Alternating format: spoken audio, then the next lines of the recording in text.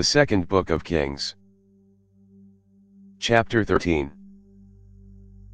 In the 23rd year of Joash the son of Ahaziah, king of Judah, Jehoahaz the son of Jehu began to reign over Israel in Samaria for 17 years. He did that which was evil in Yahweh's sight, and followed the sins of Jeroboam the son of Nebat, with which he made Israel to sin. He didn't depart from it. Yahweh's anger burned against Israel, and he delivered them into the hand of Hazael king of Syria, and into the hand of Ben-Hadad the son of Hazael, continually. Jehoahaz begged Yahweh, and Yahweh listened to him, for he saw the oppression of Israel, how the king of Syria oppressed them. Yahweh gave Israel a savior, so that they went out from under the hand of the Syrians, and the children of Israel lived in their tents as before. Nevertheless they didn't depart from the sins of the house of Jeroboam, with which he made Israel to sin, but walked in them, and the Asherah also remained in Samaria. For he didn't leave to Jehoahaz of the people any more than 50 horsemen, and 10 chariots, and 10,000 footmen, for the king of Syria destroyed them, and made them like the dust in threshing.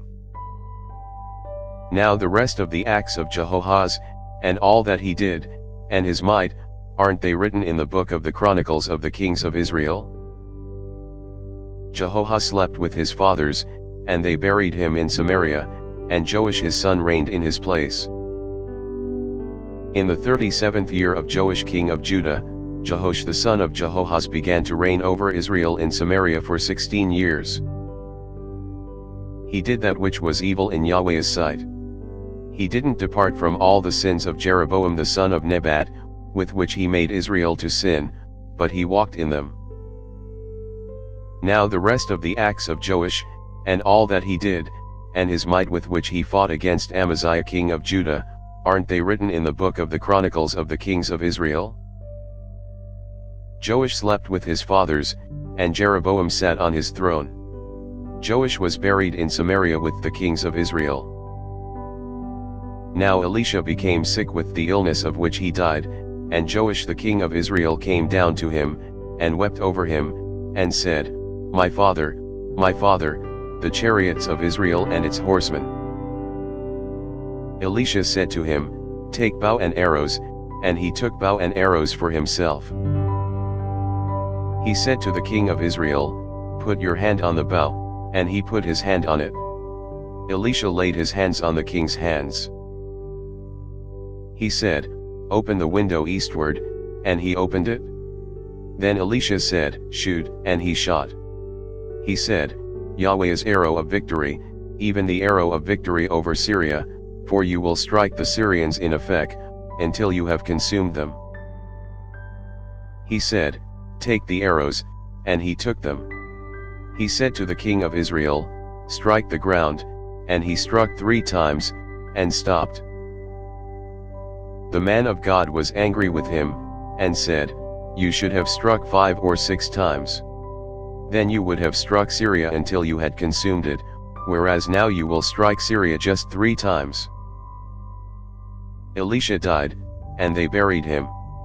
Now the bands of the Moabites invaded the land at the coming in of the year. As they were burying a man, behold, they saw a band of raiders, and they threw the man into Elisha's tomb. As soon as the man touched Elisha's bones, he revived, and stood up on his feet. Hazael king of Syria oppressed Israel all the days of Jehoahaz. But Yahweh was gracious to them, and had compassion on them, and had respect for them, because of his covenant with Abraham, Isaac, and Jacob, and would not destroy them, and he didn't cast them from his presence as yet. Hazael king of Syria died, and Ben-Hadad his son reigned in his place. Jehoash the son of Jehoahaz took again out of the hand of Ben-Hadad the son of Hazael the cities which he had taken out of the hand of Jehoahaz his father by war. Joash struck him 3 times, and recovered the cities of Israel. Thanks for listening.